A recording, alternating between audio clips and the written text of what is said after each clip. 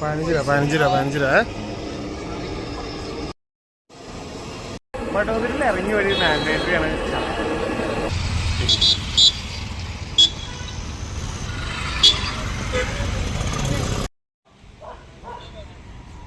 ഇവിടെ ഓട്ടോ കുറച്ച് എക്സ്പെൻസീവ് ആയതുകൊണ്ട് നമ്മളിത് ഇതിലാണ് പോകുന്നത്. ഇതാകുമ്പോൾ 20 രൂപ കൊടുത്താൽ മതി 1 മണിക്കൂർ വെയിറ്റ് ചെയ്ത് കഴിഞ്ഞാൽ. മറ്റേ 400 രൂപ കൊടുക്കണം.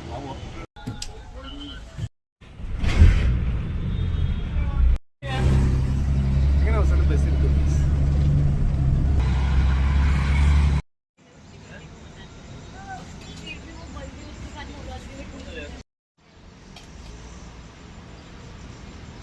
ചായ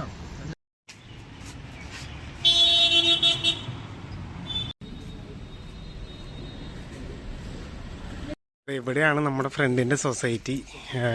ആൾക്കറിയില്ല നമ്മൾ വരുന്ന കാര്യം. നമ്മൾ സർപ്രൈസ് ചെയ്യാൻ പോണ്. ഇവിടെ മിക്കതും ഇങ്ങനത്തെ സൊസൈറ്റികളാണ്, ഒറ്റ വീടുകളല്ല, സൊസൈറ്റികളാണ് ഇവിടെ കൂടുതലും.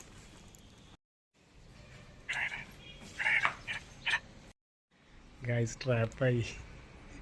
ഈ സാധനം ലോക്കാണ്, കയറാൻ പറ്റില്ല. സർപ്രൈസ് പോവുകയും ചെയ്തു തോന്നുന്നുണ്ട്.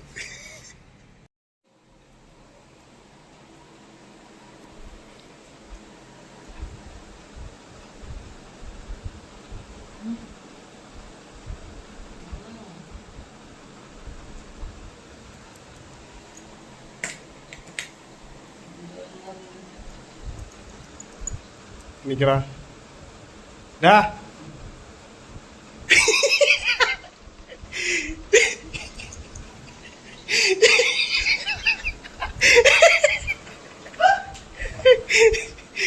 പരിചയമുള്ള ആരെങ്കിലും നോക്കി ബാക്കില്.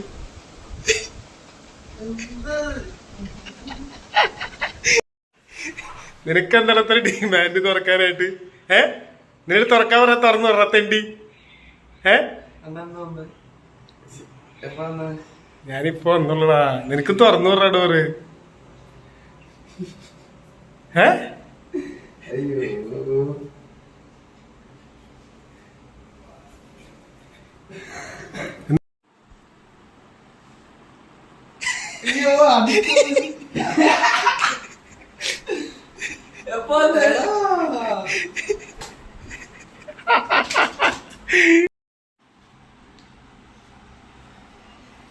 ഞങ്ങൾക്ക് ഇവിടെ താമസിക്കാൻ വീടില്ല.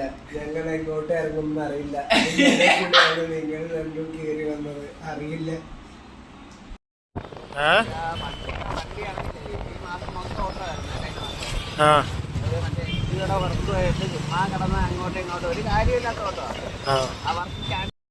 ഇന്നതിപ്പോ 3ാമത്തെ ചായയാണ് ഗൈസ്. അമ്മനും ഉണ്ട് കൂടെ. അളിയാ ഹാപ്പി അല്ലേ? സർപ്രൈസ് ആയില്ലേ? ഡബിൾ സർപ്രൈസ് അല്ല ഞാൻ പറയട്ടെ, വീട് പോയതിന്റെ ഇതില് നീ നല്ല സെറ്റ് ആയിട്ടിരിക്കുന്നില്ലേ? വീടില്ല, ഇന്ന് ഇറങ്ങണ്ടേ. ഇനി എവിടെ പോകും? നമുക്ക് ഒരുമിച്ച് കടത്തിനെ പോയി കിടക്കാം. ഇപ്പൊ നീ സന്തോഷായില്ലേ? ഒരുമിച്ച് കൂട്ടായി.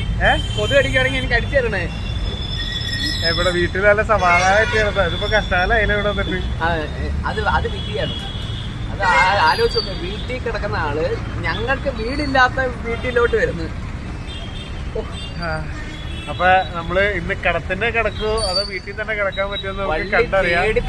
വള്ളി തേടി പിടിച്ചു വന്നിരിക്കുന്നത്.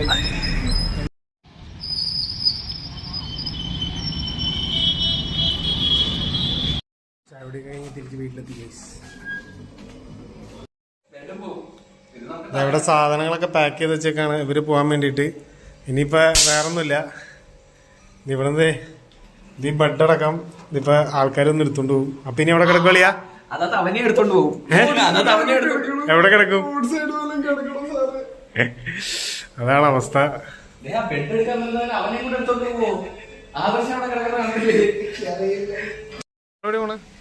നമ്മളെ വീടിനെ ശക്തമായി പ്രതിഷേധിക്കാൻ വേണ്ടി നമ്മളെ വീടിന്റെ ഓണറെ കണ്ടിട്ട് നമ്മളെല്ലാം സംസാരിച്ച് ഡീൽ ചെയ്യുന്നതായിരിക്കും. ചുമ്മാ അത് കെഞ്ചാൻ പോകുന്നത്. അവസാനം അവിടെ ചെന്ന് കാല് പിടിക്കലായിരിക്കോ? അയ്യോ അതിനെ കൊല്ലല്ലേ സാറേ, ഞങ്ങൾ ഇറക്കി വിടില്ല സാറേ.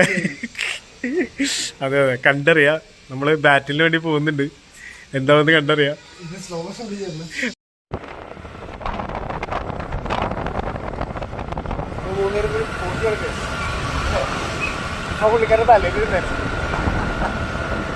നമ്മള് ഓണറിന്റെ വീട്ടിലേക്ക് പോവുകയാണ്. വഴിയൊന്നും അറിയില്ല, മാപ്പ് തപ്പുന്നുണ്ട്. പുള്ളിക്കാരൻ്റെ റെസിഡൻസിൽ ചിലപ്പോൾ ആളില്ല. ഓഫീസിലേക്ക് പോകും.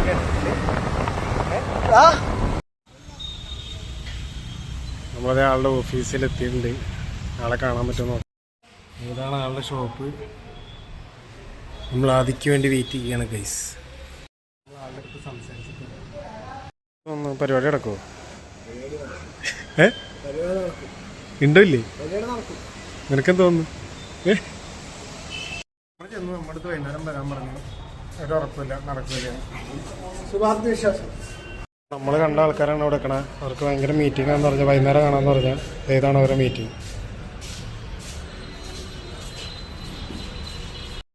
ജാക്ക് വാങ്ങിക്കാൻ വേണ്ടി കടയിൽ എത്തിയിരിക്കുകയാണ് ഗൈസ്. നമുക്ക് സാധനം കിട്ടിയിട്ടുണ്ട്. വർക്ക് ചെയ്യില്ലെന്ന് അറിയില്ല, നമുക്ക് മേടിക്കാം. അവിടെ വൻ മത്സരം നടന്നുകൊണ്ടിരിക്കുകയാണ്. എന്തേലും കടി അയ്യോ അയ്യോ.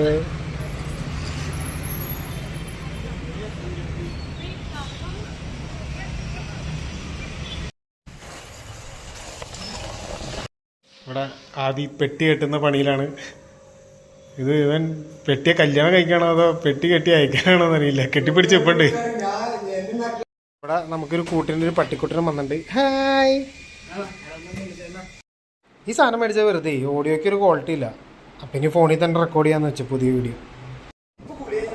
ഇത്ര നേരം എഡിറ്റിങ്ങും പിന്നെ വേറെ കുറച്ച് പണിയിലൊക്കെ ആയിരുന്നു. ട്രെയിനിൽ നിന്ന് വന്നിട്ട് കുളിക്കാൻ പോലും സമയം കിട്ടിയില്ല. ഫുഡ് പോലും കഴിച്ചിട്ടില്ല. ഇപ്പോഴാണ് ഫ്രീ ആയത്. പുറത്ത് ബ്രോക്കറാൻഡ് വിഷയമാക്കിയിട്ട് പുറത്തു വല്ല ഇറങ്ങാൻ പറ്റാത്ത അവസ്ഥയാണ് ഗൈസ്. നമ്മൾ കപ്പലിൽ കഴിക്കുകയാണ് ഗൈസ്. വിശന്ന് പണ്ടാരടിക്കും. അപ്പോൾ ഗുഡ് നൈറ്റ്.